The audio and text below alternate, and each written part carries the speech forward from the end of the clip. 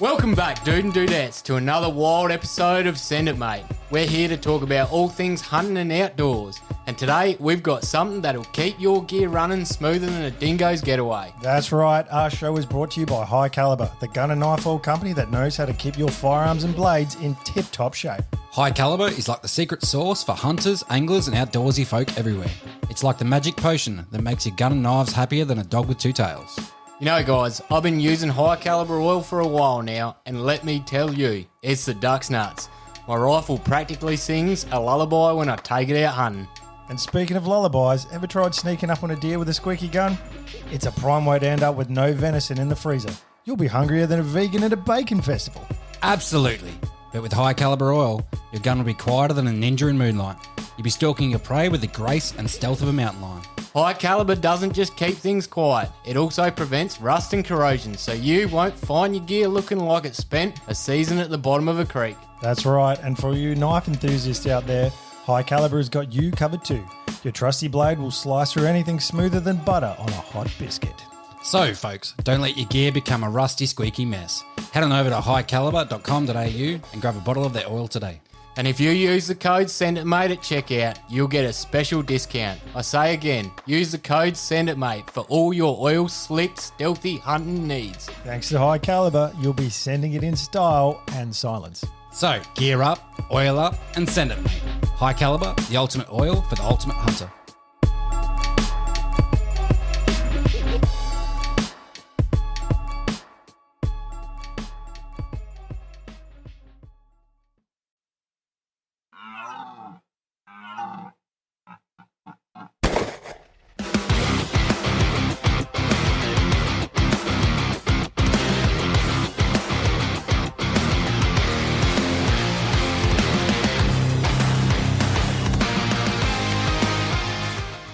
G'day, welcome back. It's Send It Mate Podcasts, and I am your man, Caleb. I'm Josh. And I'm Gouchy. Oh, mate, you got to work on your hype, eh? That was a bit of different tempo that I had to try and match there. I just changed it up a little bit. I didn't change it that much, but apparently that threw you just because I said I'm your man, Caleb. No, you man. I'm clearly the man. I think it was more the tempo that threw me. You got to pump up for the audience, man. You got to get it going.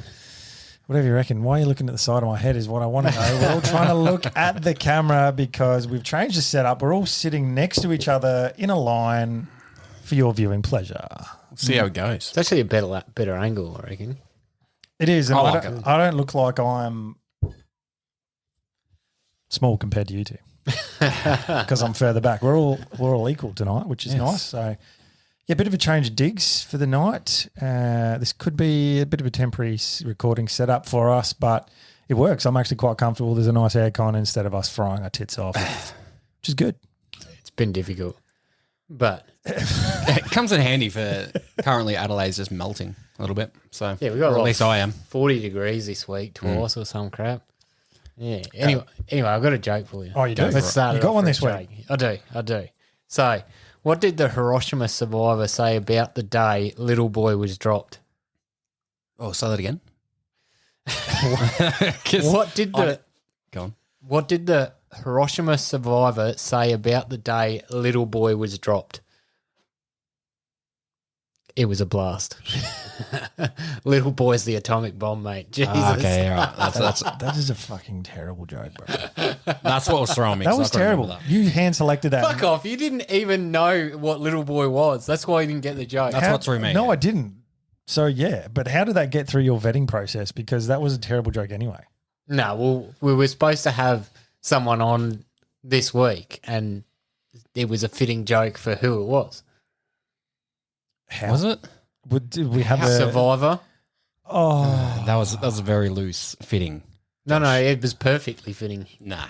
Yes, Oh. perfectly. what? So you're letting the cat out of the bag, or are we hinting at who we were going to have on, or what? Nah, we'll just No, leave it.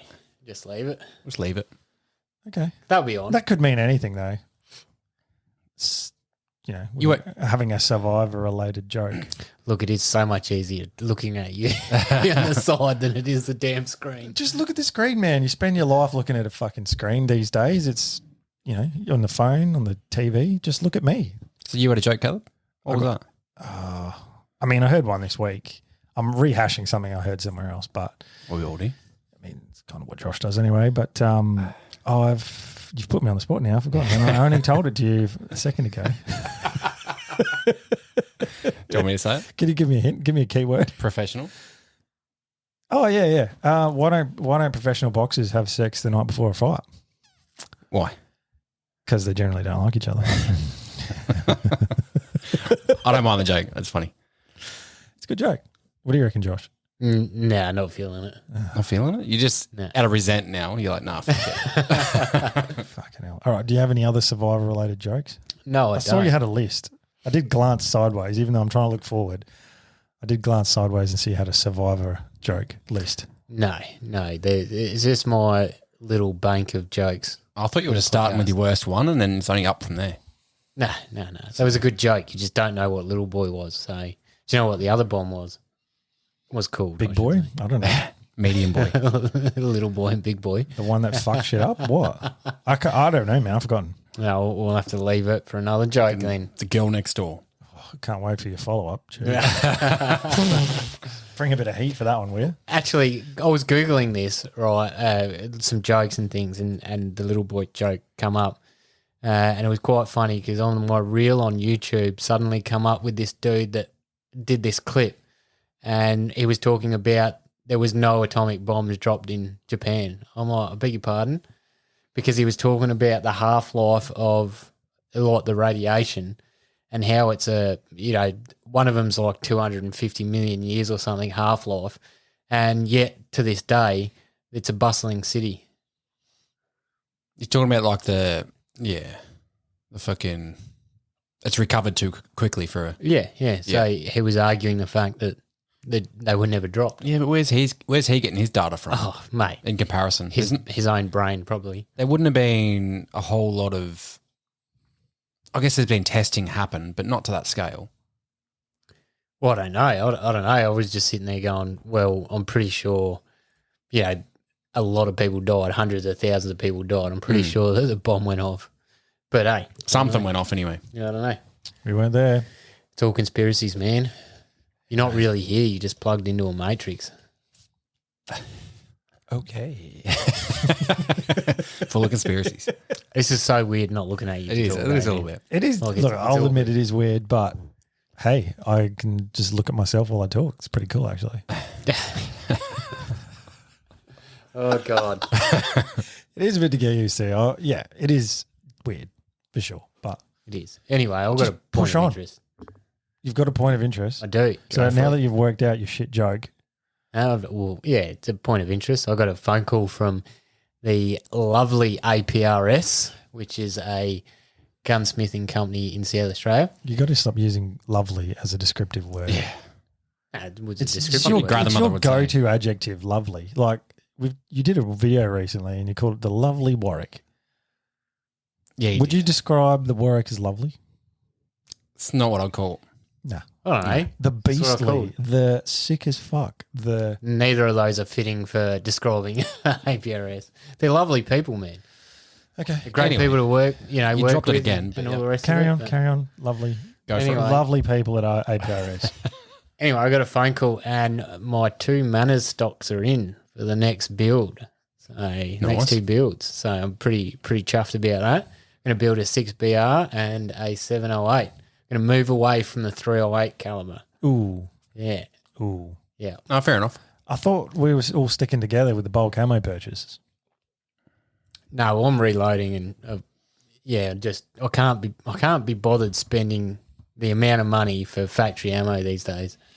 I can because time to reload. Yeah. Just too much time. Doesn't actually take that long. Just depends how much time you got spare. Yeah, I don't have much time spare. I wish I did. Get up earlier. Do it, Don't Dwayne think Johnson, and get up at 4. Nah, reloading ammo first thing in the morning is definitely not recommended. It's not that Oh, difficult. half asleep. Half asleep, just It's Yeah, not nah. that difficult. Depends how accurate you want it. The other thing is I could reload for both of you. And you just haven't yet. I'm not paying you. You got to buy your own shit. Yeah, definitely.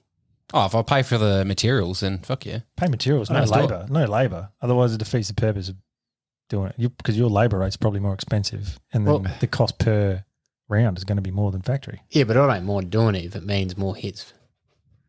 More hits. More hits on target. For us. Oh, Yeah. look, I don't think there's going to be a. Yeah, you'll probably be you'll probably be more accurate, but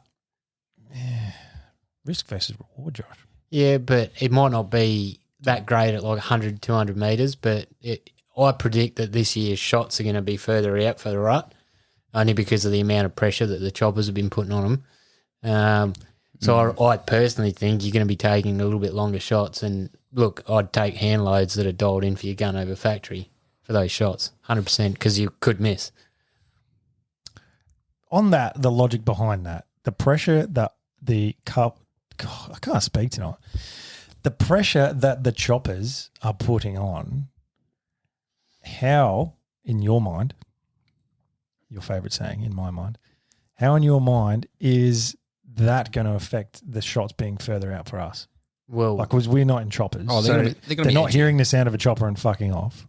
but they're getting shot, and obviously they are going to hear the sound of the chopper, especially when it's coming in low for them to shoot. So you got to think about it. They're going to be more flighty. Yeah, but we won't be in choppers. No. They just might be But more the aware. animals are going that's to be all. a bit more flighty, a bit more aware, a bit more skittish, you know. But I'm silent. No, you're I'm not. far from it. To be No, honest. no, you're not. So they're just going to be more skittish. That's your logic behind it. Yeah, a little bit more pressure, a bit more wary, and yeah. So I don't know. That's just my thought. I mean, they're going to do a big cull down in the southeast, literally on the start of rut, or course they roughly when it's going to be the start of rut this year. So yeah, That's a bit shit. it is. It's going to be interesting for them to balance that out with shooters as well, because obviously for the likes of ADA and stuff like that, they'll have their zone shut down, I'm guessing, for when the helicopter choppers, well, the helicopter culling is happening.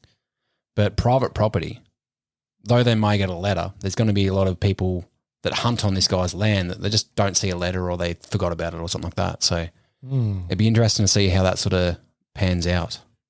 Well, if the property owner allows the choppers to shoot on them, then Yeah, but they're doing it regardless of the property owner allowing them or not. well, no, they're not supposed to be doing it. No, they're not supposed to, but they do.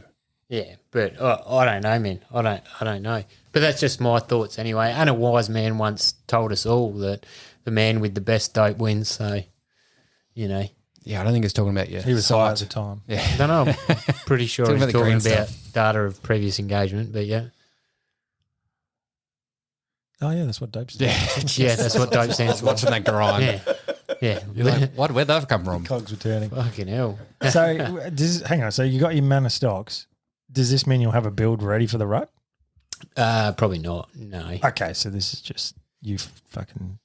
I'd like to have the 7 mil built, but both of them built for the rut, but I don't see it happening. Maybe. So the first Maybe if- components of your builds. If Ash is listening, it'd be lovely to have them before the rut. I think you need to plan that you won't have them ready, but still try.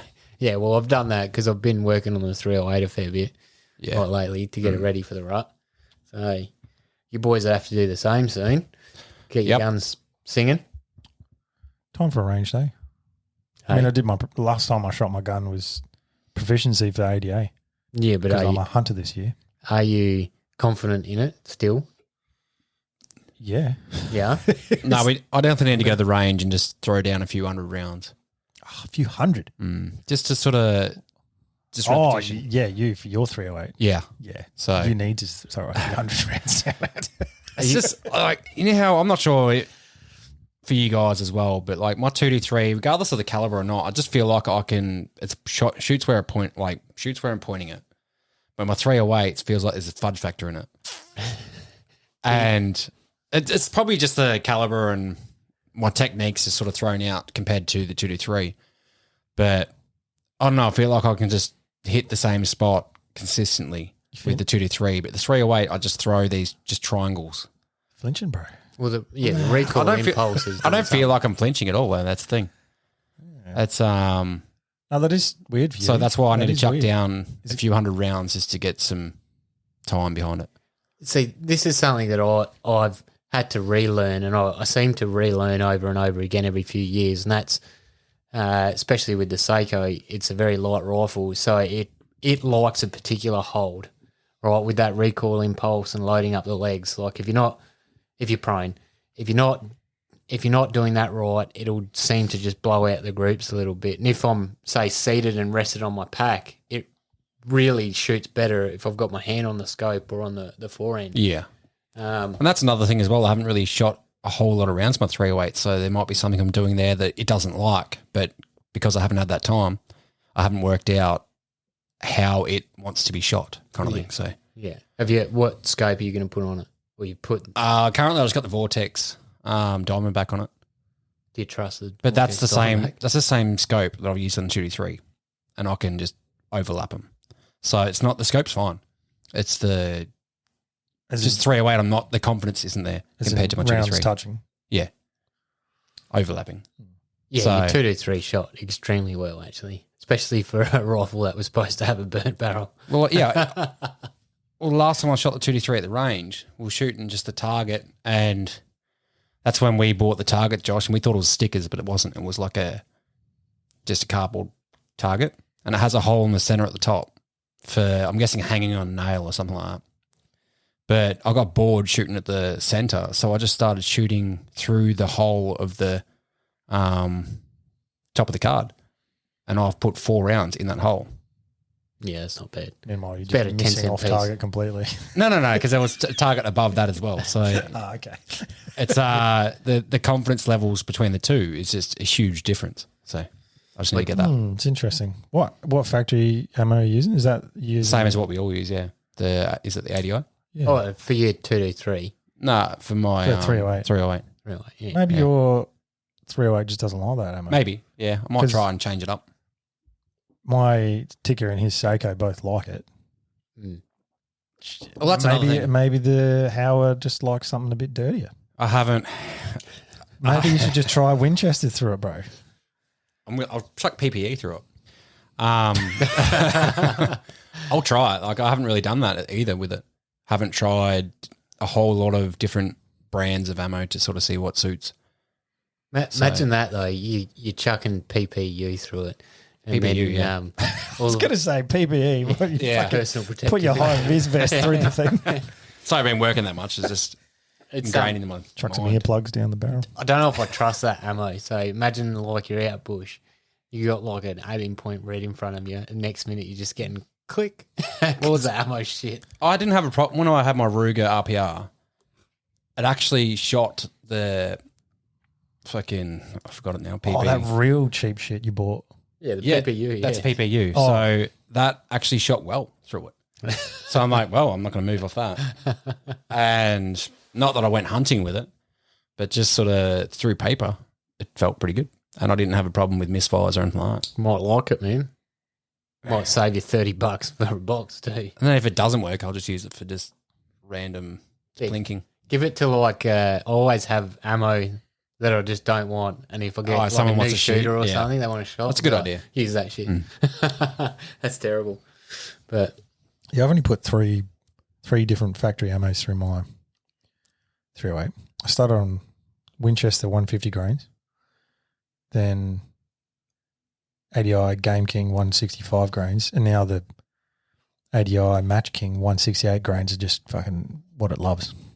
Absolutely loves it. And don't be out there saying fucking you can't use match grade ammunition to shoot animals because it fucks them up. it's a load of shit, eh? The buck that I got was with the 308, and I think I shot 180 grain with it. It was like a snub-nosed sort of Snub nose. Snub nose. it was 180 grain, and I just compared to like the 168s and all that, it dropped a lot over the 600. But yeah, it did well for the deer. So, Yeah. but I'm not going to use it again because it's just a lot of drop to. I think after 400 meters, it drops considerably more than your 168s and that sort of weight. Well, talking about drop, so I'm running those 168 ELDMs Yeah, in the 308. I'm actually almost a mil less in elevation at 600 over the Sierra 168s. So you're talking about your hand loads now versus the match. Factories, yeah. Factory. Did you mention your speed? Yeah. Oh, no, I haven't mentioned it, but I got up to 2,800 with a standard deviation of 6 and a extreme spread of 12. Yeah, compared to what was, do you know what the factories were? I think they're about 2,700. I've run them through the Croney and they're around that sort of mid 27. So I'm gaining a little bit more speed, but there's just a better BC on the projectile.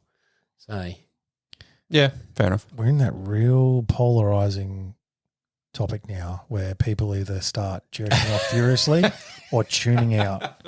I'm in the tune out camp because I'm halfway. when you start missing deer this year at the rut and you miss that 18-point red because of your shit ammo, then you're going to be starting to... it's not shit ammo though. It's great ammo. No, I'm talking about, at distance, and it is good ammo. Don't get me wrong, it is good ammo. But if you start missing, then you're going to be like, fuck, what the hell? How do I bet on myself? You know what's going to happen? I won't be blaming my ammo. Trust me. When you miss, Josh, because it'll happen at some time of the season, No, I'm going to give it to you, eh? no. All that time, money, How's and those effort, hand loads going for you, champ? just to fly over, just to fly over the back of the deer. No, I'll put too much effort into this damn bloody 308. Yeah, but do you think that adds a little bit of pressure to your shooting when you're shooting around people you know? No, 'Cause not you've anymore. thrown up that much effort. Last weekend, man, I was stacking rounds, and I'm like, wow, this is ridiculous now. You got to shoot them first. It's just ridiculous. Keep talking a big game, man. First thing you miss, you are going to cop it. There's no other way to say it. Basically. Yeah. I've got some missing stories about you two. Yeah, all right. All right, settle down, champion. Shut up.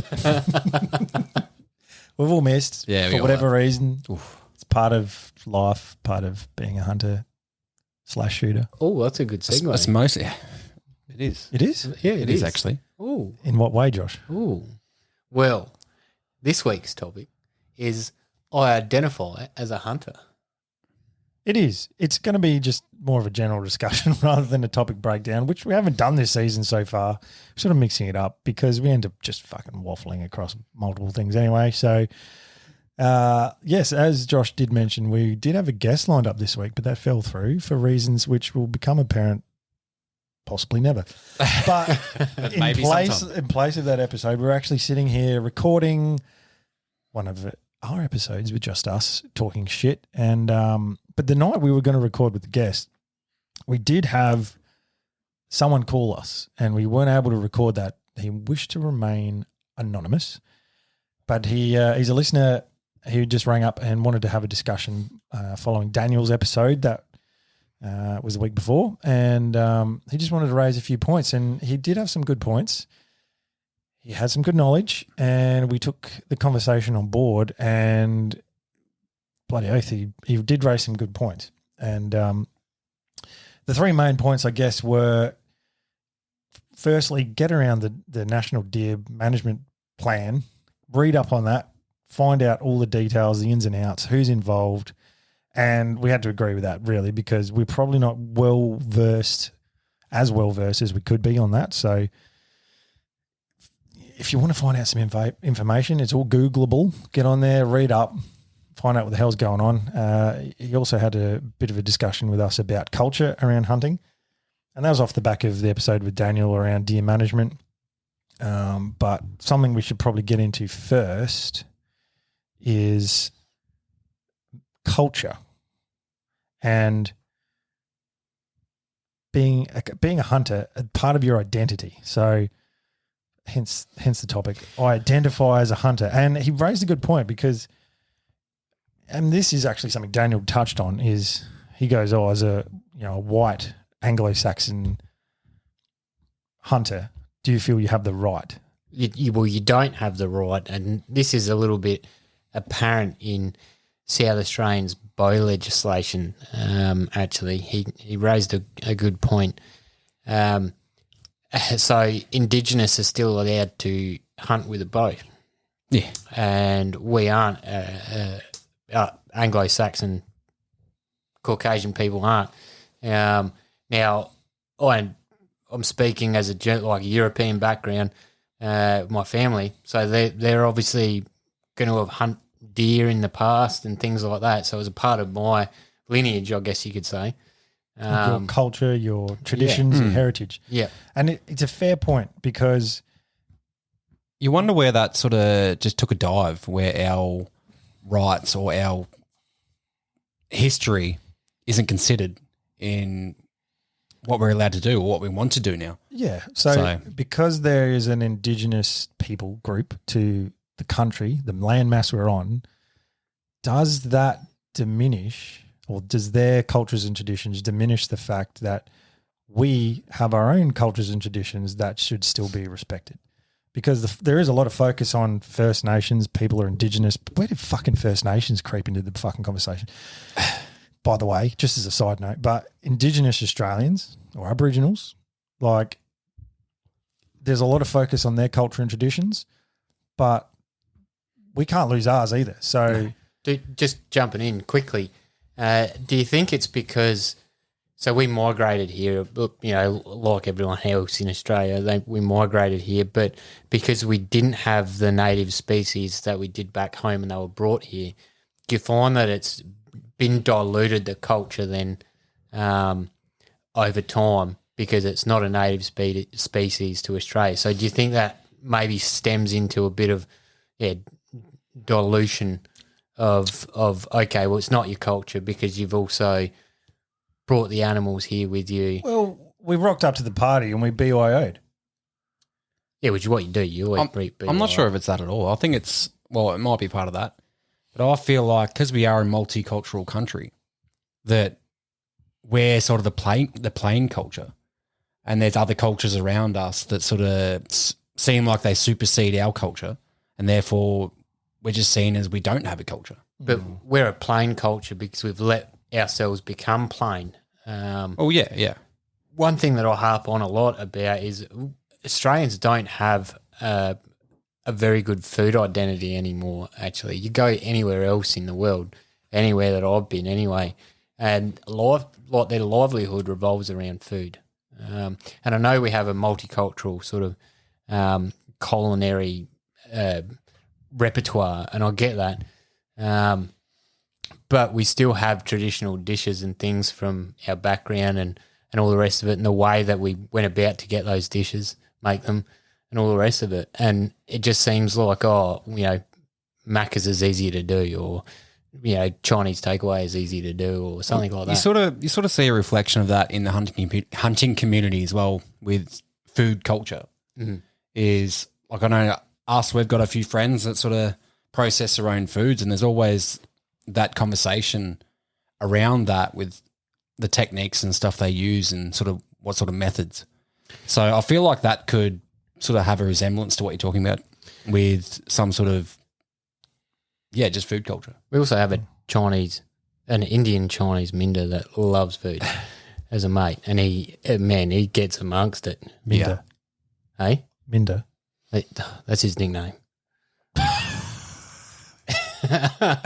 Rich, shout out to you, bud. But you notice that, like, when you go hunting with him, like, it's just a plethora of fucking food, man. You didn't know that? It's ridiculous. I don't know if you can leave that in, Caleb.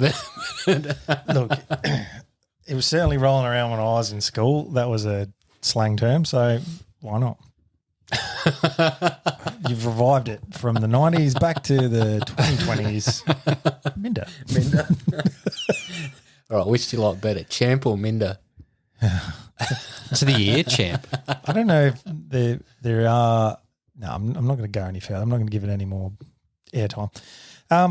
No, look, it's interesting, isn't it? Because we do have a very strong identity. I think especially as hunters, we have a very strong identity and culture in what we do, and that we share with other people and bond with other people over. So I think it's very important to express that identity strongly and hold on to it and not let it be taken away. Yeah. So I couldn't have agreed any more with our anonymous caller who rang us. And he did make a fair point. That's something we need to celebrate and push and strive, as the focus is our culture. And, some people have been like, he happened to be I think he said 7th generation Australian. Yeah. Or so, his parents got off the boat, his forefathers rather got off the boat, and 7 generations have been here. So that's a very strong culture. Like, we shouldn't be talking in terms of race and First Nations anymore. We should just all be Australians. Yeah, well, what point are you native? Like, how many generations before you're native, essentially? And, 7 is more than enough. Yeah. Like, we're talking 200 plus years, but 240 years almost that white Europeans have been in Australia. And every country in the world has been taken over by some other people group at some point. So at what point can you just say we're all just Australians? We all live here, so let's just, So be Australians together. it's interesting. Something that we definitely need to take away from this is to be proud of your culture as a hunter, and don't hide it anymore. Be loud and proud about it. And this works because we know other small social groups, they're loud and proud about things, and they get a lot of shit done simply because they're a voice. They're a huge voice. Even though they're a minority. Yeah, and we do need to work out this unity shit too between hunters. Fucking hell. When it comes to culture, we really need to work it on our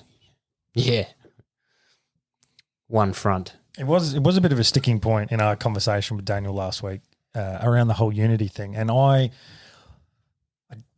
didn't quite agree with him wholeheartedly because I think that as I mentioned in the podcast, you definitely have to have that banter between groups. And if you do something differently to me, I'm going to give you shit about it, and you're going to give me shit about the way I do stuff. Yeah, but hang on, wait. There's a difference between banter and degrading someone. It just depends if someone actually realises that it is banter.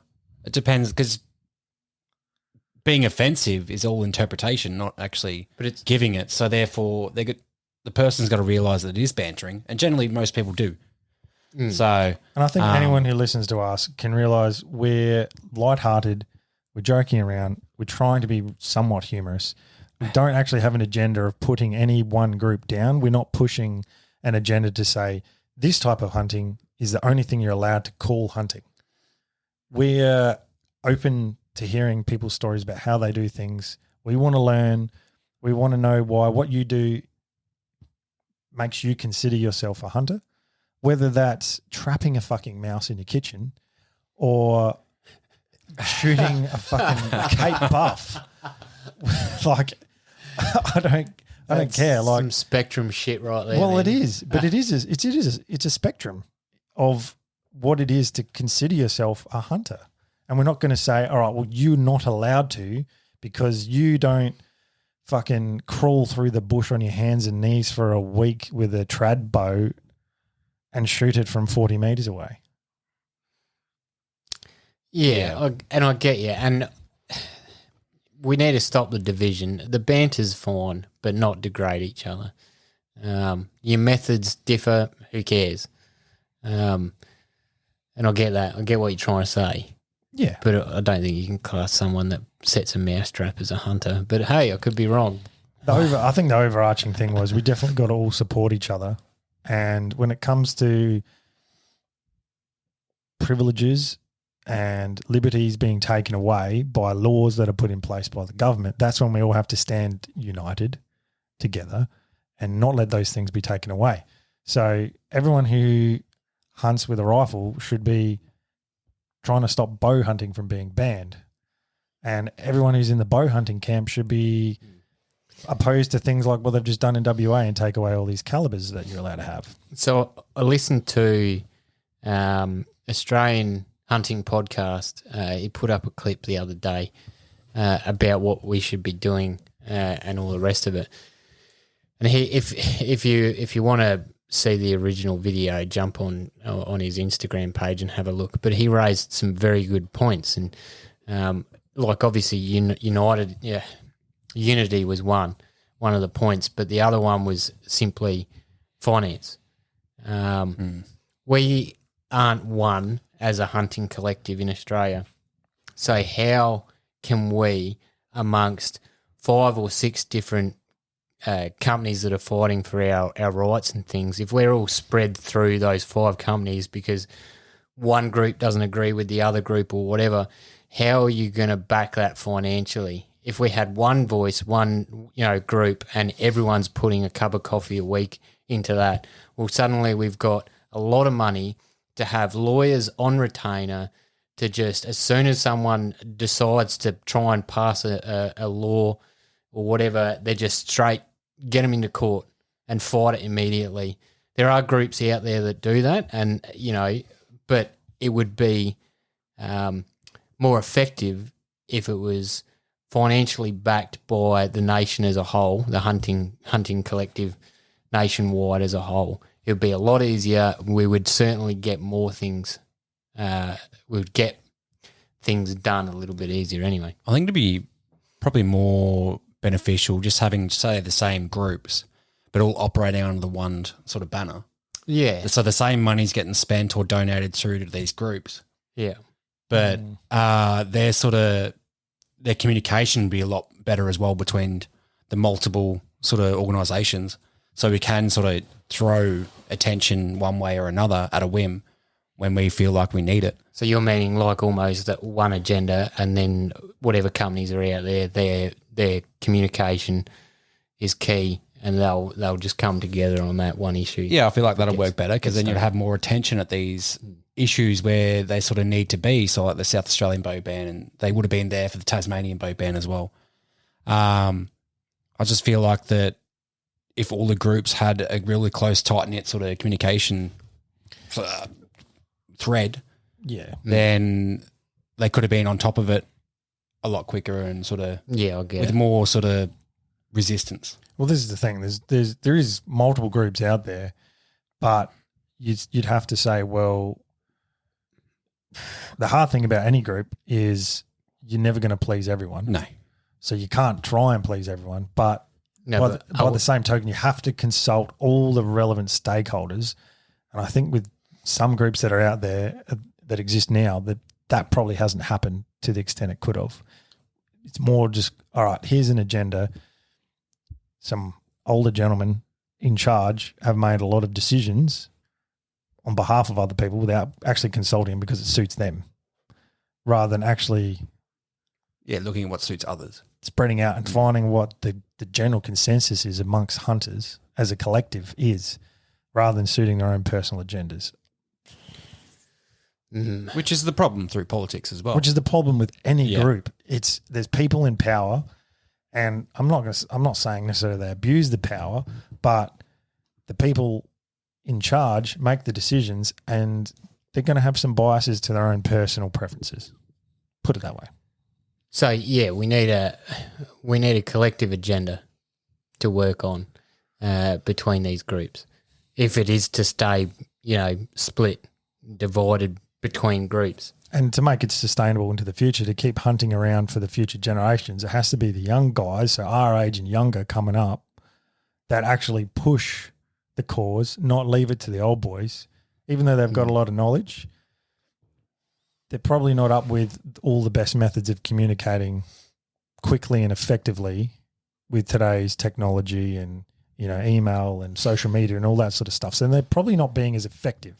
Back in 1970, fucking write a letter, a strongly worded letter.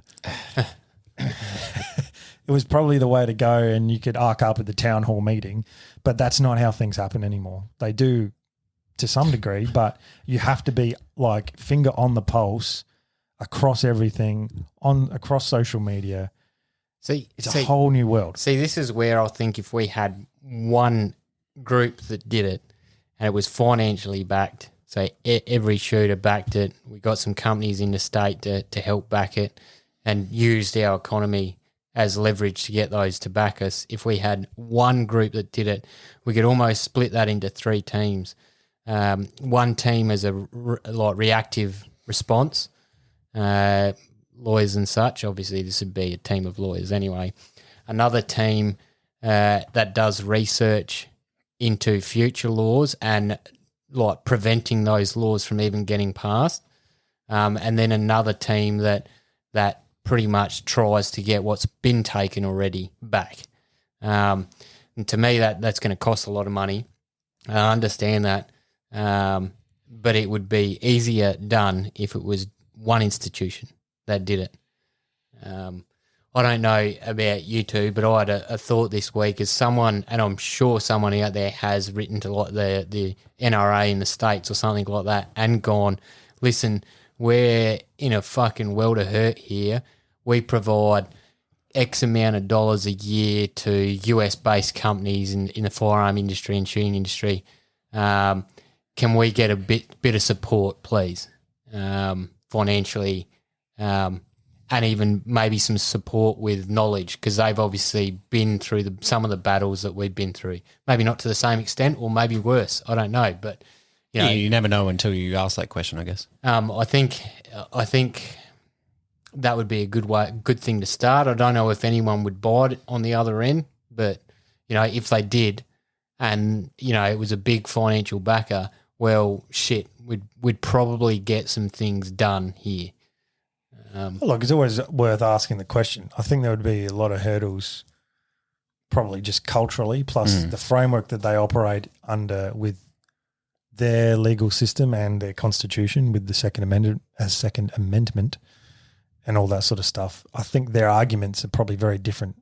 So, yeah, but their arguments might be different, but they might know some wording or terminology.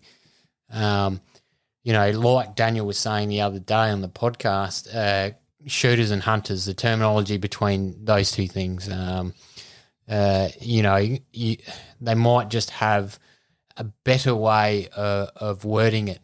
And as we know, a lot of law is wording. So, we might be able to find loopholes or use the correct wording that sort of settles the other end of the table down and makes them come to the party. Makes them come. That's where you went with that. Right. Because you put the fucking wrong emphasis on the wrong syllable, mate. You're a fucking wrong. You emphasise come. Make them come to the table. Wait, jug us the sable. You're a freaking clown, mate. Everything with you is just sexual. Yeah. What are we drinking here? Sable. Thank you. Send it. Send the fucking cups. What Fucking are we drinking out of the bottle? Cups. Josh, you got the cups as well. You had 2 jobs. God. Sable and cups. I'm actually surprised you heard the sable part. I would love to hold a sable. Come on, mate. What are you doing? Get the cap off. I'd really pour love me to because this is hunt a empty. sable. You what? Love to hunt a sable. A sable. Yeah, I'll Google a photo for you. I've forgotten what they look like. So please Google a sable. Cheers. Yeah, cheers. Ooh, for anyone who's never heard of it, Kellermeister do a sable chocolate tawny. It is delightful. Holy mother. Wet your whistle with some sable.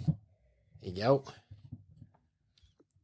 Yeah, they're good looking things. You just go to Monado, man. I love it when their antlers, I think they're horns actually, like curl all the way back. That looks sick. This fucking might point to what you were talking about with Daniel about things curling backwards to do things to your own body. Oh, God, here we go again. We've just gone from serious and trying to, get a voice out there to unite motherfuckers. And now you're like, yeah, let's put our dick in our ass. No, you did last week. No. It's a different podcast, you didn't actually mate. do it. You were speaking about it. It never reached that point in this podcast until you just mentioned it. That is our point of difference, Josh. We could have spoken about reloading for 3 hours. And instead, we've talked about culture as a hunter and fucking ourselves in our ass with your own dick. At the end of the day, you got to have fun, man. You got to have fun. This is the thing. Do not lose the fun. It's the only way you can have fun is fucking yourself, sort of hobby, and just go for it. Any sort of, I'm not calling it a hobby now. It's my identity. It's my culture. Yeah, bloody. That's where it should have been at the start, man. And I have a sense of humor. I have told you this for a fucking long time. Well, then I'm a sex pest. That too, but be proud about being a hunter. Don't hide it. Well, so yeah, I've watched you come out of your shell over the years, and you were very. And I'm not trying to pick. Watched you come. Out of Michelle. I'm not. For fuck's sake, I'm going to stop talking in a sec. Do it. No, you won't, Josh. It's all right. But I've and I did it as well. But I've watched you be very, introverted about it, and then over the years, suddenly you just don't give a fuck anymore, and you're like, yeah, I hunt.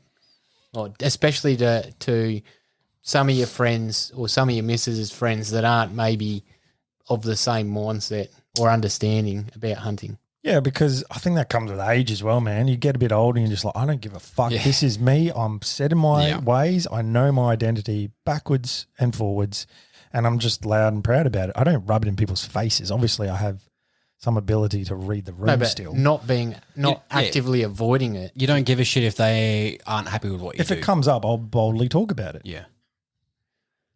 With no shame. It should also be just a natural topic of your conversation when you're with them about, what did you do on the weekend? Instead of hiding it and saying nothing. Oh, yeah, I went hunting or went shooting.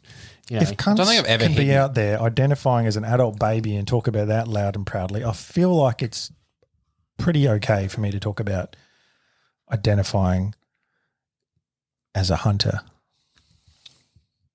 Yeah, as a firearm user. You got no argument there from me. I'm just saying we just need to be proud of it and do it. Very proud. It is my identity. Like this hat's on my head. I wear it everywhere. Everywhere. And it's the first thing people ask generally. They're like, oh, why are you wearing a camo hat? Oh, is that a deer? Oh, do you hunt? Literally, it's a conversation starter. Really? It is. That has sort of not broken the ice, but sort of got that conversation straight up with workmates from my work when I wear a camo hat. Yeah. There's a few hunters there that do Vic trips quite often. So that's sort of broken that sort of... It's a hunting equivalent of the gay handshake. Like, it just discreetly lets other people know what you're about. A gay handshake. Yeah, right. Haven't you had the little? Do you know, I used to work with a guy, and we got a new general manager who was a bit socially awkward. Anyway, this guy I worked with went up to him, shook his hand, and did the gay handshake. You did it. The little tickler. No, the guy I worked with did it to the new general manager. And he was like, the general manager's like, what was that about? And he's like, that's the cool way the kids these days are shaking hands. And the general manager was rolling that out to people. He was rolling out the little... Oh, really? The little tickler. Because he was just a bit socially... He was trying to fit in. He was socially awkward. Oh, yeah, and he thought it was just a cool thing to do, but he didn't know it was the gay handshake. There was a guy before I started with the council. I actually filled his role. And he had a fucked finger that ended up just staying like that. And yeah, from what I was hearing, he's like fucking with people's heads because they didn't realise that he actually couldn't move his finger out or something. So everyone would think he's actually doing that fucking gay handshake too. He just saw change of windows. He was doing the barracuda to his missus or something and it stayed like that. See, I'm not sure which finger it was, but yeah, one of them was fucked. Far out. Have you ever had like the worst handshake with someone and you've just totally like just not had good connection? You cover the fingers instead of you do the finger handshake. That's embarrassing. Yeah, it happens. And you almost have to do it again. It does happen. Yeah. I've just said, we're doing that again sometimes because you both look at each other, you both know that was the worst handshake and like, let's seal the deal properly and actually shake hands. How satisfying is a nice solid handshake? It is. It is. Yeah, when it's matched on the same level. Yeah. Oh. Yeah. It's not like I go to bed thinking about it. We've talked about your level before, Josh. We're not going there again. Ugh. But it's better than that like dead handshakes or in like no forearms, buddy. The wet fish shit. Fucking sort yourselves out, people. Give a good firm handshake. Don't do the fucking gorilla grip and if anyone's at the Deer Expo this year, shake Caleb's hand, please. And then send us an email or a message about a wet handshake. I want people to give him the worst handshakes possible. You're stunned.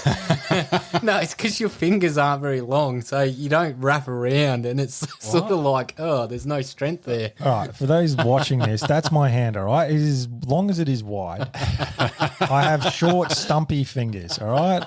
The palm of my hand is about the same as my actual fingers. Does it make you feel big? All right? It's a girthy hand, all right? It's very square. It's not long and slender. Just all of it's in the palm. I don't feel like I give bad handshakes, man.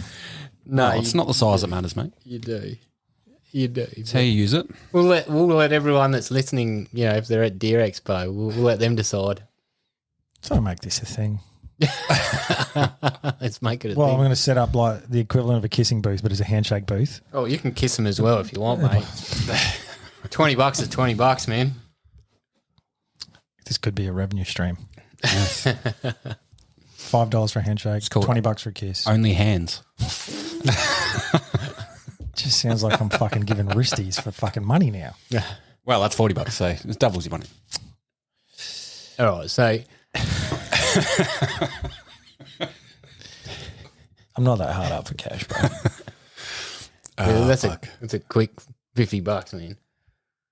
$50 now. What's 50? What am I doing for 50? What'd you do? No, what did you say? What did you think I said? $50. That's No, what I said. $40. Oh, Double, $40. double the money. Oh, right. 2 hands. So for a handshake and a wristy, it's $60. There you go. Add a kiss, $20. Another 20 on the Fuck, you're rolling in. You wouldn't be hard up for money then. The average guy will last fucking, I don't know, what do they say? Fuck, if you're actually really good with these your hands, time, man, they'll last half that. you can double it up. Two birds, one stone. If you've got moisturiser in your car now, okay, I'm going to question your profession. I've got hand sanitizer. That stings. Oh, it does sting. Stings Does a it? knob. Speaking from Don't get it up experience, your or- jap eye. Have you done that? Why would I put sanitizer on my cock? You sound Seem like you're quite- talking from yeah. experience, man. Seem quite confident being- it would sting. Humorous, Josh. Humorous. I wouldn't actually put hand sanitizer up my fucking jap's eye. What about for $50? Look, the sting would go reasonably quickly. $50 seems like a good investment.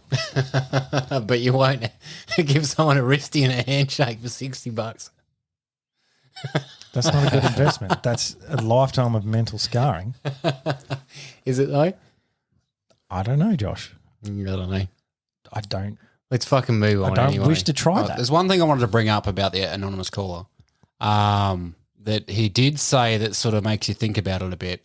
It's not really like a conversational piece, but more to sort of think about. But the baiting for deer across the states and all that. So the baiting they're doing, they can only do baiting under, is it research or At the moment, yeah. under research purposes. So, but with the success, I'm guessing they've been having quite good success with it. Well, they're We're trying. probably going to see, trialing, sorry. But they're probably going to see a uptick of baiting and all that once it becomes legal to actively bait for deer. So that's going to be interesting to see what happens. Yeah, so we're trialing feeders here as a management. Which is SA based, the feeder. The pressure plate? No, the opposite. Which, again, he pointed to the fact that this is in the National Deer Management Plan. So we should probably read it a bit better. But it's in there. It mentions baiting. They're trialing it. 1080 is in there. I have the picture of that actual mesh pressure plate system for deer, so roos won't be able to get the poison. But it's kind of an interesting little contraption. Yes, it is rather. Yeah. Look, I still don't think that's great for managing deer because at the end of the day, they're just going to go off and die somewhere and there's going to be this big blob of meat. I was trying to think of the word that Daniel used. Blob of meat. Edible biomass. Yeah. Bloody hell. I Trying to just thi- don't think we need to bait or eradicate or, other than recreational hunting, I don't think I agree with any of their plans. But that's just me. Not that type of baiting anyway. What type of baiting are you referring to? I don't know. Are you a master of it? And we're back. Yeah, right. Fuck. Yeah. Well, speaking of things we don't like, the other thing that we had a bit of a discussion about was poaching.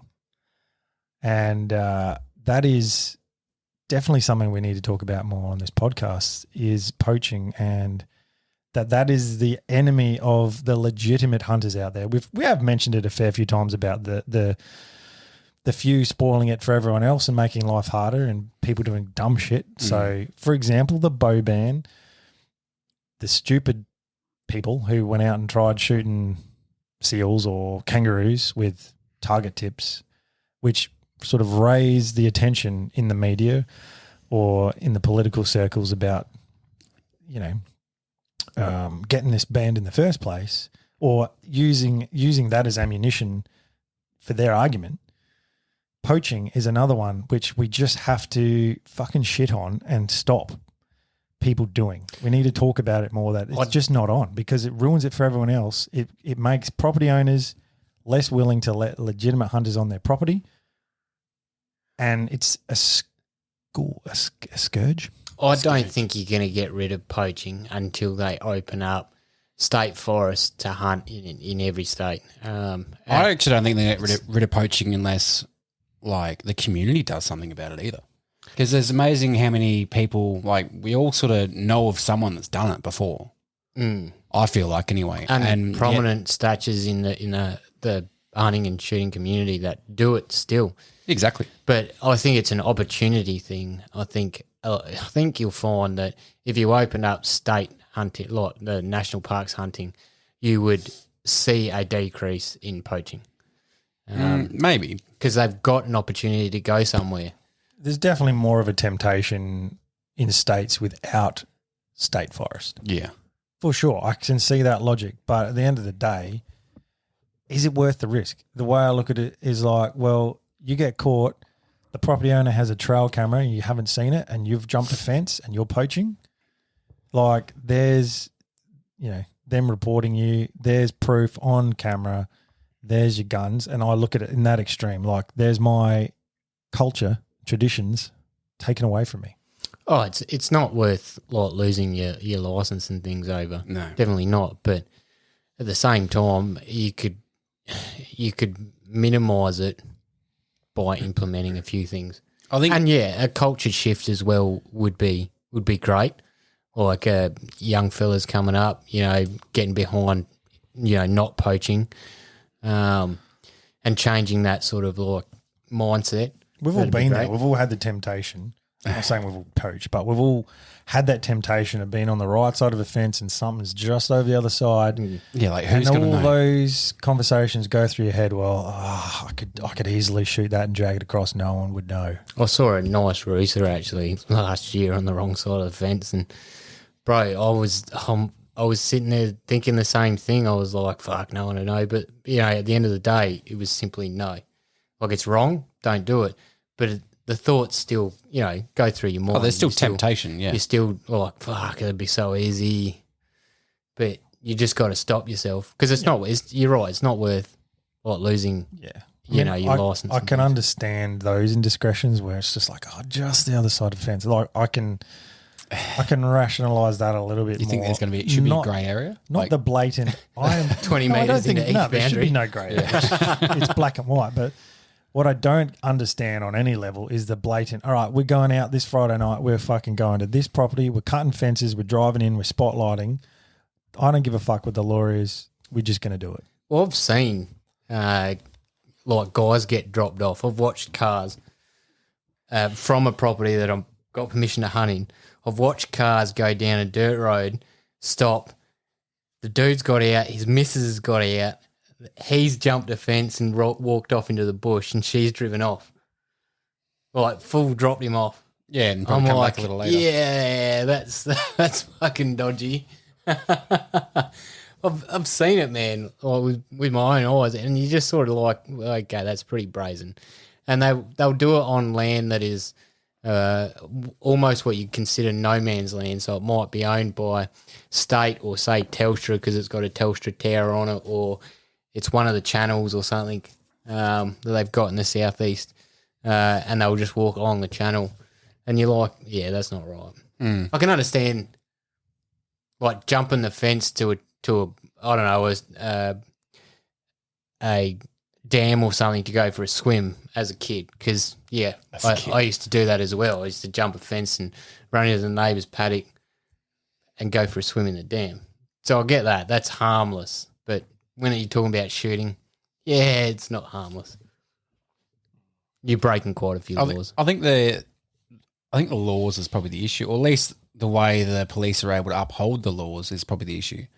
I feel like it's too hard for them to sort of throw the book at them when they are poaching, and I feel like the laws can be just harsher again on that sort of thing as well. Maybe criminal charges. So if you are going to poach, then well, here's one for you. What if you shoot a deer and it runs off into off your huntable property and runs off into a forest or another person's property? Do you just jump the fence and retrieve it, or do you? I guess we all know that it is illegal to jump the fence and retrieve it, or to retrieve it at all if it runs off into neighbouring property or into parks, especially in South Australia. Did you say legal? Illegal. Illegal. Yeah. Sorry. So to not be a poacher, you'd say no, you can't do that. It's frustrating. It's frustrating as hell. And if it is a neighbour's property, you could drop around in the house. It's not going to be far off that where it jumped the fence. So if it is a neighbouring property and or they're somewhat contactable. A neighbouring private property. Yeah, private property. Because I'm just thinking of the scenario, if you shot it on property you're allowed to be on and then it jumped a fence into National Park, which you're technically allowed to be on. You can go and get it. You're allowed to be there. Yeah, so there's nothing wrong with retrieving an animal on there as long as you're not shooting it on there. So if you shoot it where you're allowed to be and it runs into a national forest or a fucking national park or whatever in SA. That makes sense. I never actually thought about it. Then you're not actually hunting it there. You're just collecting it. I don't know. If they find you with a shot animal on their land. But I would leave everything. No, I understand I'd leave your rifle, everything, your hunting shit on the private property you're allowed to, walk across. And then realise you left get it it off. and bring it back. No, fuck. Because then if someone saw you, they're like, well, how you... I don't know. It's a fucking grey area. Well, you raise a good point, but I think if a ranger would come along, they would probably think differently. If you've left your gear in the paddock, it probably makes sense when they rock up. No, if you're dressed in your camo. Yeah, but if you could piece up that situation or scenario, if just say your rifle and pack are 200 meters off on some guy's property, it's like, well, why would you walk over there and dump it? No, I get what you mean, but as soon as the ranger rocks up, he's going to think worst case. But that would build a scenario for them. But yeah, if you walked over the fence and retrieved your deer with your rifle and pack, then there's nothing to back up your story apart from, everything backs up theirs. You've got a dead deer rifle on. Yeah, it looks like you've shot it there. I think the whole thing is like if it's difficult there's so much grey area and there's difficult for you to be prosecuted, which potentially is why people keep fucking doing it. That could be part of the issue because people getting away with it, then, the farmers or the property owners still know about it, know that it's happening. So they're going to be more opposed to letting hunters on because of poachers. And I so can't speak tonight. The prevalence of it is still going to be up there because they're not getting properly prosecuted. So it's the big issue here is the minority of dickheads ruining it for everyone else. The perception of hunters is affected by the small amount of people who are doing the wrong thing and getting away with it. And the more people that get away with it and know that they can get away with it, probably, I think, encourages the fact of more poachers. Yeah. Whereas if no one got away with it, everyone got prosecuted, one, less people would do it, and two, farmers would know, well, these guys are going to be doing the right thing because hunters in general can't be that bad because, some pretty heavy penalties. So I doubt whether they're going to do the wrong thing. Yeah. They just open up Crown land so everyone can fucking go hunt 100%. When they want. It should happen. It'd probably cut it down. If we had state forest in South Australia we're allowed to hunt on, same as Victoria, permit system, I think would be fine. Would you let them, or would you want them to use the same system? So you've got national parks that guys can run dogs, national parks that guys can rifle hunt, etc., etc. How deep would you go? I feel like that system bow works. season, a fucking muzzleloader season. I feel like the system works. I'm not sure. I think you'd have to look at the parcels of land though. Yeah, it'd be situational sort of dependent.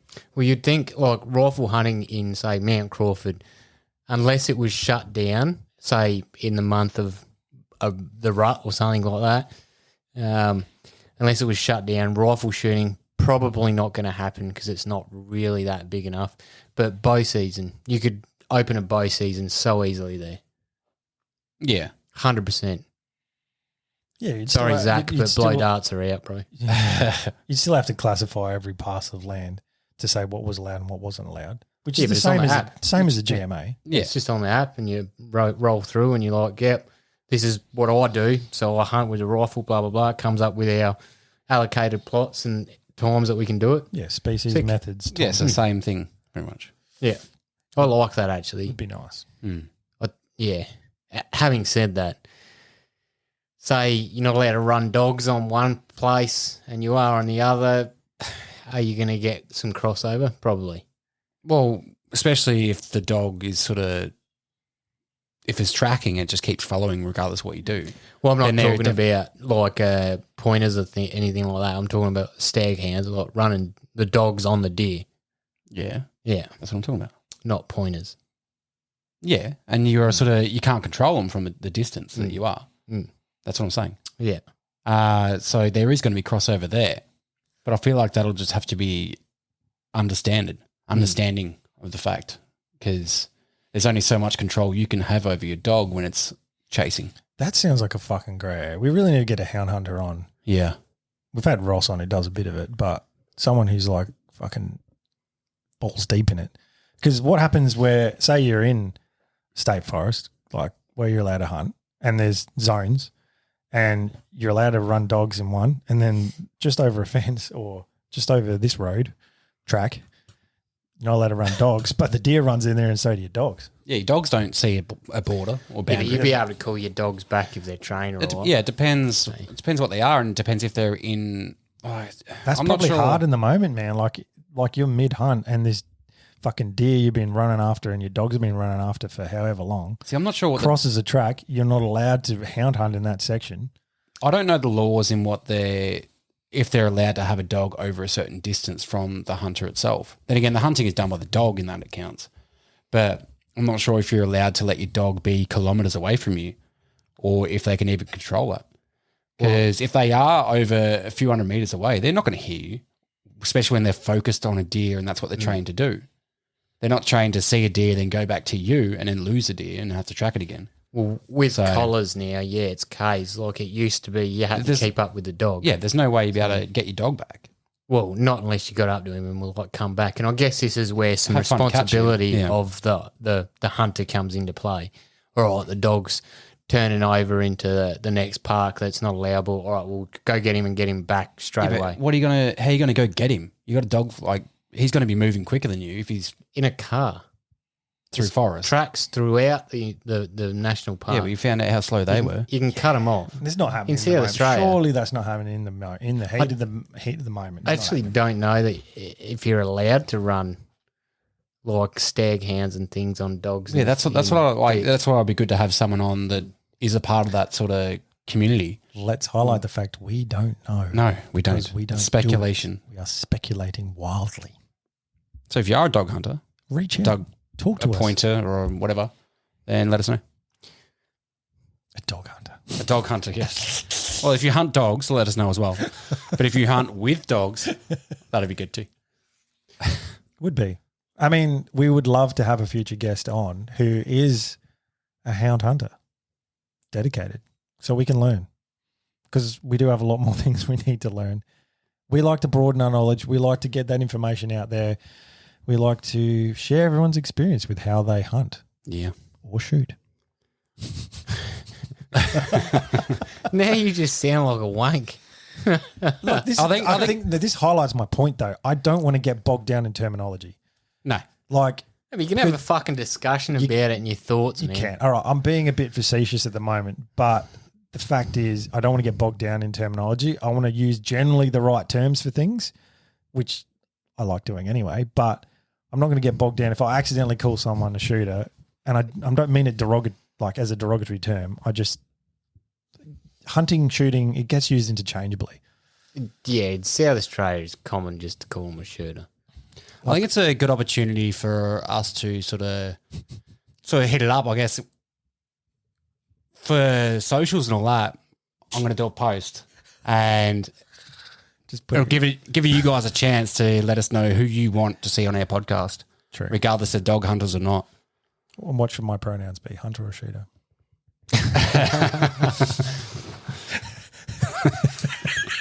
Or wanker. It's a fair point. Well, if I identify as a hunter, then I'll probably have pronouns too.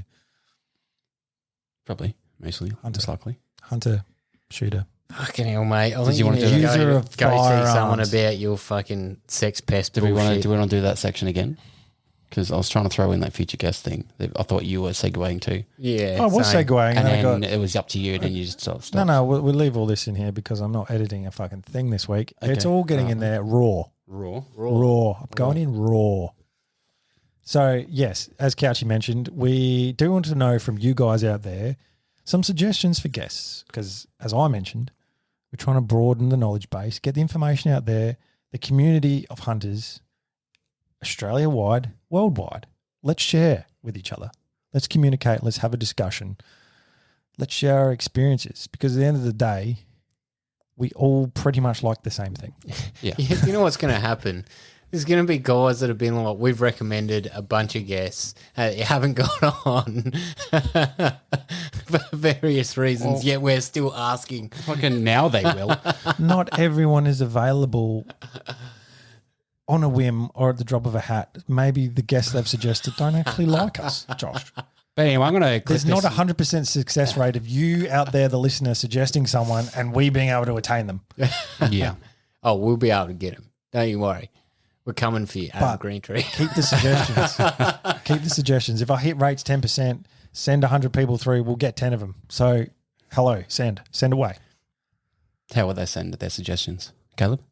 Via social media. Instagram, you can direct message us. Send it on Facebook. Send us a fucking email. sendermatepodcast@gmail.com. Or just tag them in posts. Get their attention that way. That's probably an even better way, Couchy. Yeah. On Instagram, tag the person you want to be on our podcast. That way you can let them know as well. So, do you know what? Before this episode comes out, we will put a post up asking the question of please tag below the person you want to be on our podcast as per this episode.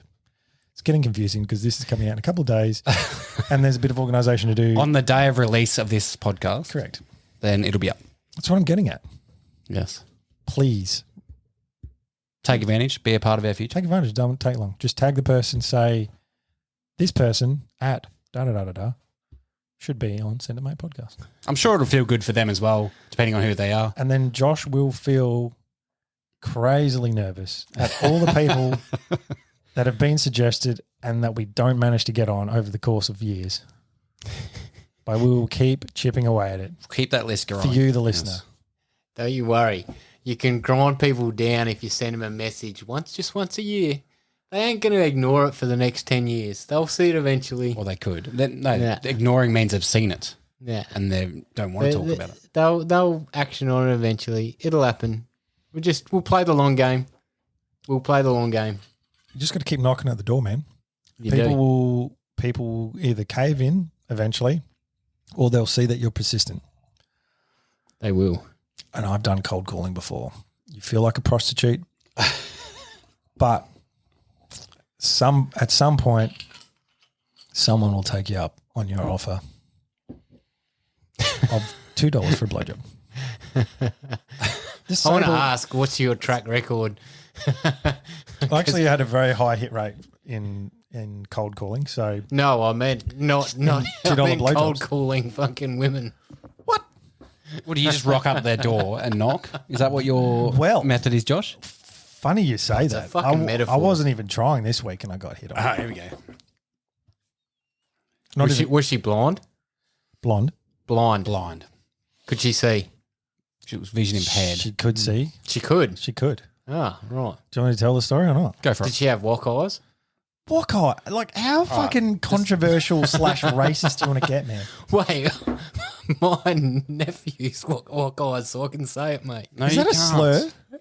That was a slur. My nephew has wok-eyes. Just so I remember, can you say got to it. drive home, Josh. All right. Can you please Google wok-eye to see if it is some sort of racial slur? Because it sounds, or is it just a Joshism? No, fucking cross-eyes, mate. Wok-eyes. Wok eyes. Yep. Oh, my God. You two fucking live in the fucking 18th century. What does wok-eyed mean? Having eyes that look in opposite directions from each other. Oh, it's cross. Okay. Yeah, wok-eyes. All right. I was just checking because. Oh, wait. Is wok eyes out and cross eyes in? So they just can't focus on one point. The one eye's going this way. You know and when one's you talk to someone and they're like, they look at like they're looking at someone else, but really they're looking at you. like when you talk to someone who's autistic. What? They might just have wok eyes, Like man. when They you're don't having have to be on the when you're having a spectrum. conversation with Ryan, he's like nervously looking at the ceiling over there, and he can't keep eye contact with you. He's got a little bit of Tourette's as well, man. I've seen it too. Just throw him under the bus. No, he does. Like, no, I love Ryan. He's a good fella. Like, but he's got like a nervous little twitch? sort of Is that what you're trying to twitchy say? or something that he does with his face. I've noticed it heaps, man. He has a twitch. He denies it, but he has a twitch. He does. He does. I've never noticed it. Yeah, you'll see it now. Yeah, probably. As soon as you raise it, Josh never noticed till I pointed it out to him. He Yeah. was like, "Fuck yeah!" Yeah. You know what I want to see now though, is you telling the story. So Sorry, I was just getting over wok-eyed because No, I was very nervous. The sphincter was doing these ones because I thought it was some sort of racial slur.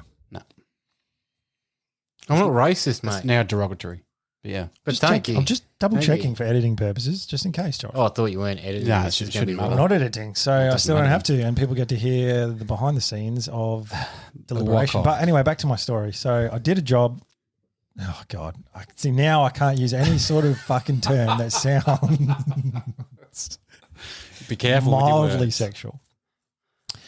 Anyway, I rang up a young woman to.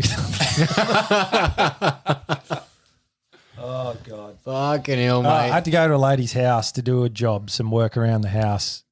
Fuck, this still sounds terrible. But Just say it.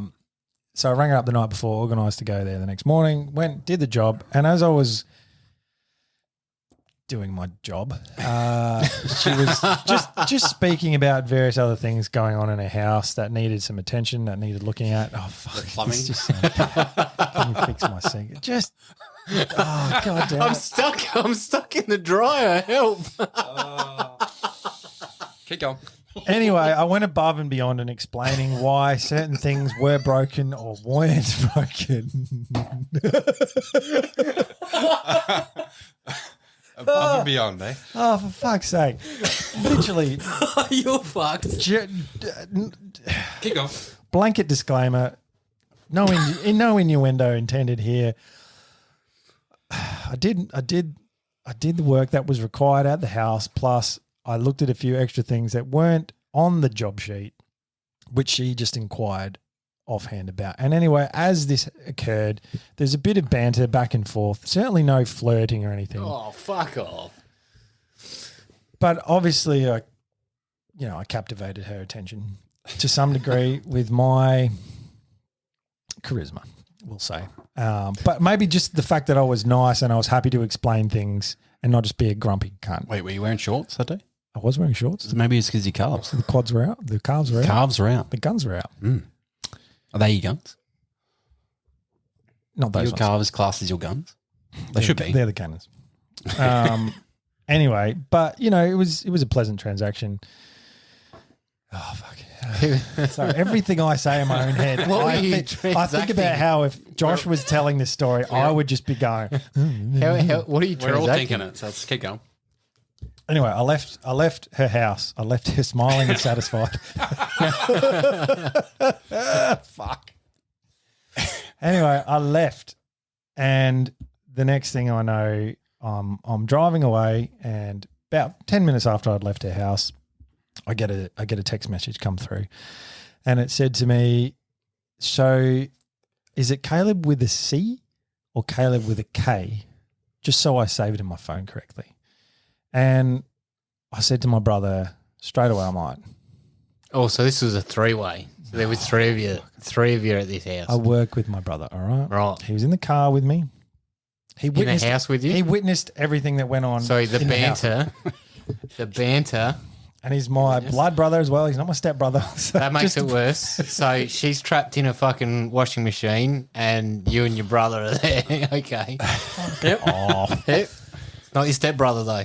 Anyway, you got this message. Anyway, I got this message. How should I spell your name? Just so I say it on my phone properly. And I'm like, she is hitting on me here. I said that to my brother. He's like, fuck off. Bullshit. She just wants to know. I'm like, firstly, there was some banter. Secondly, I can tell when someone's checking me out.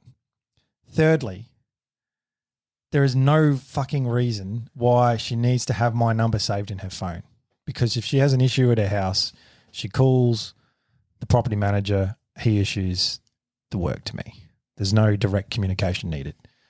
He's like, whatever. So I replied with a C, the only way it should be spelled. If your name's Caleb and it's spelled with a K, your parents Go on. the M word Josh Minders. mentioned before. M-word or wok-eyed? Probably both. Wok-eyed Minders. And I thought that would maybe be the end of it. And I said to my brother, look, if she replies again. I really don't know how that would be the end of it. But anyway. Well, because she has the correct letter to save my name as. She's got all she wanted. All she wanted, Yeah, though. So I gave her the answer to what she required. Another 15 minutes go past, and another message. So should I save it as single Caleb, or should I find someone else to come and fix my house? And I thought, here we go. So she's saying pretty much that you're either single or you don't work here anymore. She was sussing whether I was single or not. Yeah, she's going to ask the property manager now to not send Caleb again. That's what's going to happen. But anyway, keep going. Yeah, maybe she didn't like your pheromones, bro. So this whole conversation wasn't necessary. She was just trying it on, right? So I thought, fucking, I'll pay that. Like, she's put herself out there. she's had a crack. She's had a crack. Good on her. And how could you resist? But she's had a crack, and I thought, fair play to her. So I thought, look, I got to shut her down, but I don't want to. I want to like applaud her as well, because kudos to her. You wanted to keep up your charm, yeah. No, I didn't want to encourage it. No, you were Because keeping up the I'm not charisma. single. So I actually said, very well played, but single would be false advertising in this instance. Sorry. And she actually said back to me, I respect that. You know, hopefully you're all right with basically the fucking, I'm paraphrasing now, but basically what she just did, hopefully I'm okay with that. And I'm like, yeah, fine, cool, fair play to you. Anyway, I told my missus about this, because the first thing my brother said to me is, oh, what are you going to say to your partner? Like, what are you going to say to your missus? And I'm like, I'm just literally going to say, even show her this conversation and be like, this is what just happened. And I told her the story, and she's like, fucking good on her. That was her response. She's like, fucking good on her for putting herself out there. She literally had the same response I did of, in the age of fucking dating apps and shit, like, you have a meeting with someone, they come to your house, they fix a few things, they're a nice person. You go, you know what? I'm actually keen on that person. So you send him a dick pic.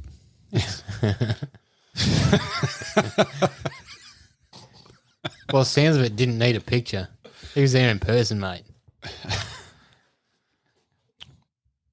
Oh, I'm sure I charmed her with the conversation before, like the night before, just organising the time to be there.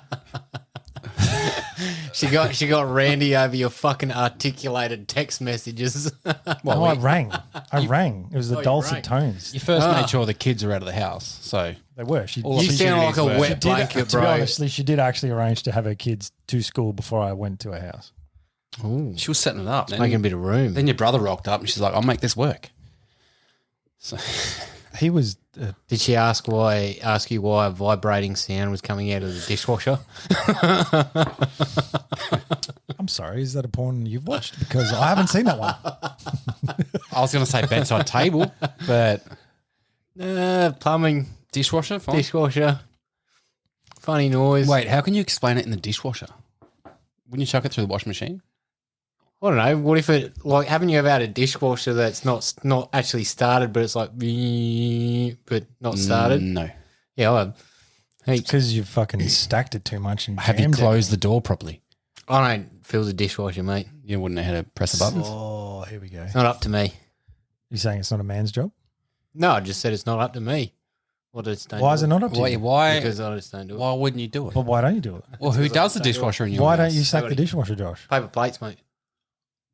Paper plates. It's not very good for the environment. We're missing the larger point What is the larger point? Yeah. about your little fucking soiree. It wasn't a soiree. It was a text message conversation, It was a misunderstanding. and I let her down gently. But it was a good fucking ego boost for me. Yeah. Did felt you feel good. bad that you had to let her down? Oh, wait a second.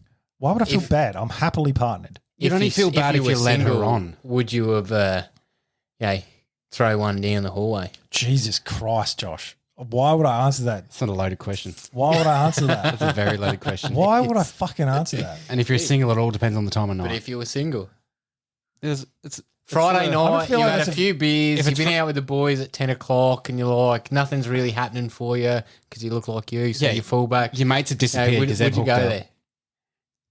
I can't answer that question because it just makes it sound like she's a fucking reject that I'd go there after all that scenario you just laid out. What time in the night? No, well, you're would going you- out with your mates, and you might, you sort of like, oh, I'm a good-looking rooster. It might happen for me tonight, but it doesn't. Are you You're a bit saying drunk. would I go there if I was single? At what time of night That's would exactly you go? what No, I said. at, I don't. At wish, what time of I'm night not would you gonna say ans- yes? I'm not going to answer that because if my missus ever listens to No. this, or this I think person you're ever safe. listens It'll to that, definitely get you in. I in the don't shit, want to say that. regardless I of the think answer you're you safe give. on both of those. I'll just say she was a nice lady and she had a good personality and she was okay looking. All right, that's what you're asking for, Josh.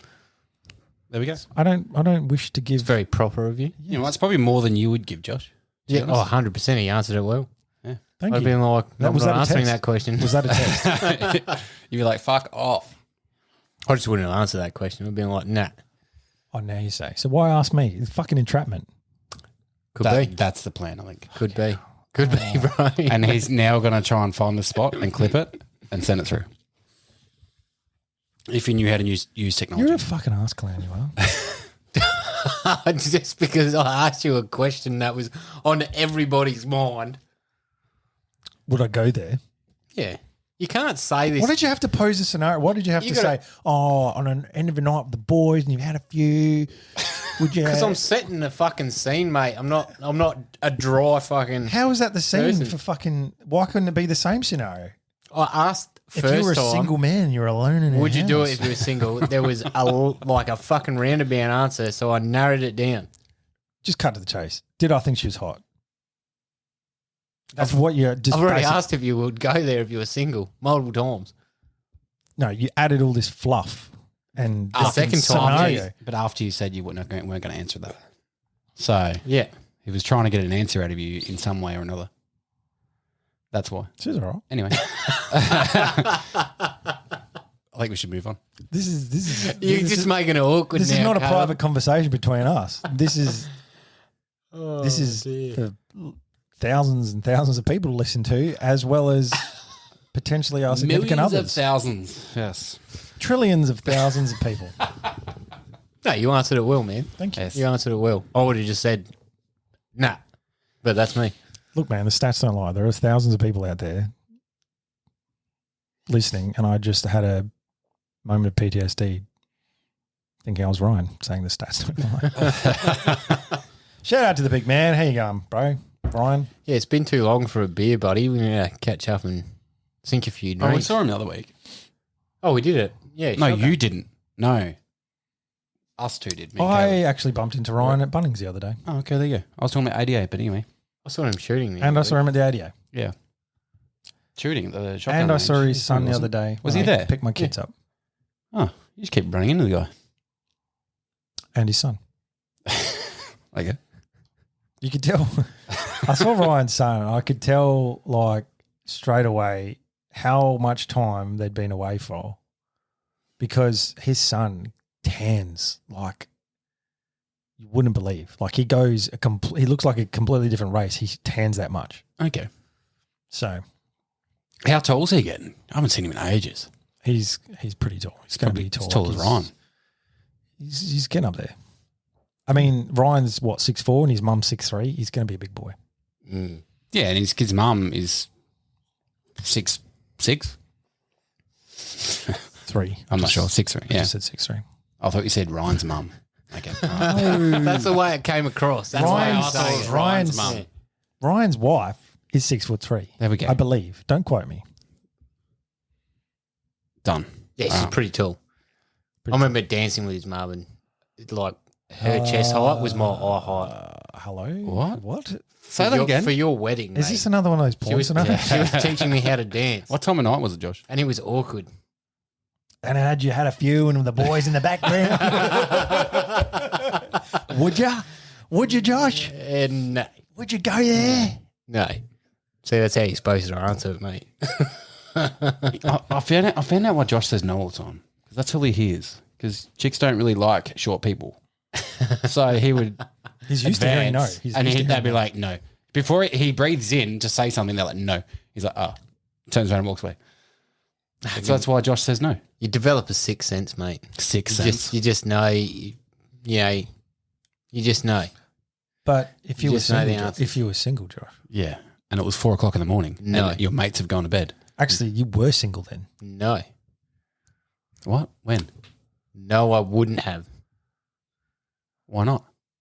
It's a bit rude. It's Ryan's mum. It's a bit rude, though. She's got needs.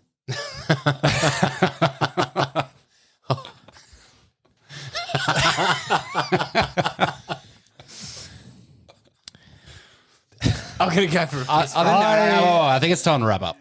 I have a feeling it's time to wrap up. Well, yeah, I think keep this one a bit shorter. Yeah, I think because I was that just fact. going to burn the fuck out of Josh about dating family members, but we won't go there.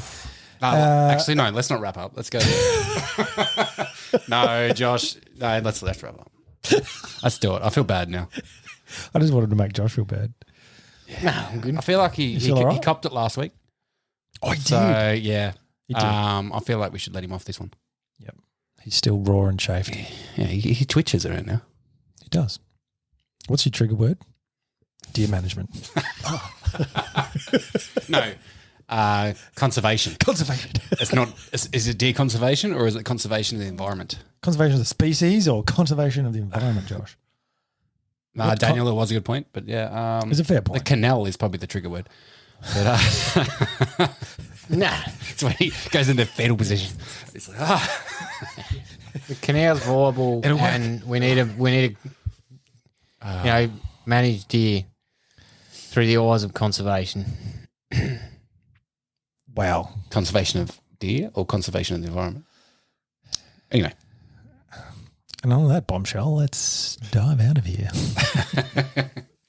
Oh, well. Now let's wrap it up. We do have to say a big thank you to the people that support us, to High Caliber Cleaning Supplies. Jump on board highcaliber.com.au. Make sure you use the promo code SENDITMATE for 10% off at checkout. Also, Firearm Owners United. Josh is trying to point to them on the screen. Yes. Yep, they fight all the egregious gun laws in Australia and try not to let any new ones get passed. Very well versed on what's going on in the political sphere. And we will have Daniel on shortly, plus maybe someone else just to better explain how I nearly knocked that over. But I didn't knock my drink over. It's all good. You're winning it a lot tonight. I don't know. It's a new environment, Josh. I'm just getting used to my new surroundings. And yeah, make sure you check us out on socials. Do you want to point to them as well again? Yeah. What's that one? Instagram, YouTube, Facebook, and TikTok. TikTok. Get on board. Go in our bios. That'll take you to our link tree. And in the link tree, you'll have a link to go through to our subscription page. And Josh's OnlyFans. And Josh's OnlyFans. It's quite cheap, I hear. Speaking of subscriptions, though, Our subscriptions. Oh, jump on board, Connor. That's a good segue. that is. That is a good segue. That's why I took it. I think he was going there. Go there. I was going there and you interrupted me. All right. We've recently opened up a new subscriptions area on Buzzsprout. So this is a minimum of $3 or $10, I think, is maximum. So only if you choose, if you can spare it, we'll appreciate it. It helps keep the lights on, camera rolling, and us hunting, really. So, yeah, check it out. Jeez, way to sell it. But everyone loves the hunt. People have asked at random quite regularly how they can support us, because if they like something, then they like to jump on board and support it. So people have sent us gifts. People have asked about the subscription service, but it's now an available option. So there is a link in our show notes and also on the website through Buzzsprout about doing that. So if you want to, there's no pressure, but if you would like to help us out, please subscribe. Josh. Do it, motherfuckers. Just do it. Anyone else you want to mention, Josh? Don't think. Just do it. Is there a lovely... There is. Is there a love... There is. I also want to say, if you're in Adelaide, go down and check out Gun Force. They are ripper dudes. They stock some awesome gear. Fucking... They're not lovely? They're lovely. I thought they'd be dudes. lovely. They're lovely lovely dudes and dudettes. Come on, use your favourite. This is why I don't fucking talk. You know what? I think Gun Force is probably the easiest gun shop to go into and just have a chat about the rifles. It is. They don't seem like they have an agenda behind the opinions that they have. So they're not trying to throw the dearest and the best rifle down your throat. They'll mould the rifle to you. But yeah, they're going to do what's right to you. As a new shooter, old shooter, doesn't matter. They're going to help you out in the best way possible. And they got some sick-ass gear down there. And it is quite a big shop. It's quite spacious. Yeah, it's easy to walk around. You'll get lost in the aisles. There's a few aisles there. So, yeah. Right, don't fucking embellish too much, mate. Yeah, lost in the... oh, my God. You get lost in the aisles looking at shit. Fucking hell. You're overselling now. You really are. You've gone too far. It makes it sound like it's so big you can't find your way out because you need GPS. Well, on that note, if you're in Adelaide, check them out. Don't listen to these two clowns. Fucking, that's a wrap from us for this week. We will see you next week, you good dude and dudettes. Thank you for listening. Catch you guys. Catch ya.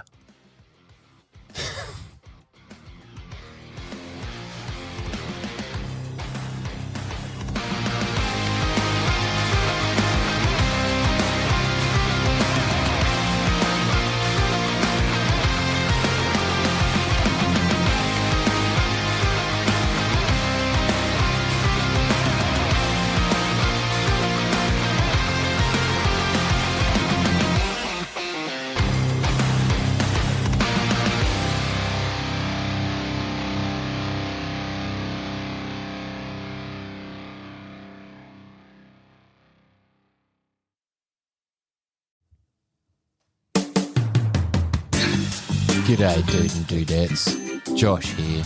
Do you find it hard to keep your long, hard barrels free from gun STDs? Maybe you need a clean out of your bore. If this is you, jump on over to highcaliber.com.au and use the promo code SENDITMATE to receive a 10% discount on all your gun cleaning needs. And remember, it's sexy to support Australian-made products. Everyone here at Send It Mate uses High Caliber, and we can promise you that it'll keep your firearms free from those pesky gun STDs.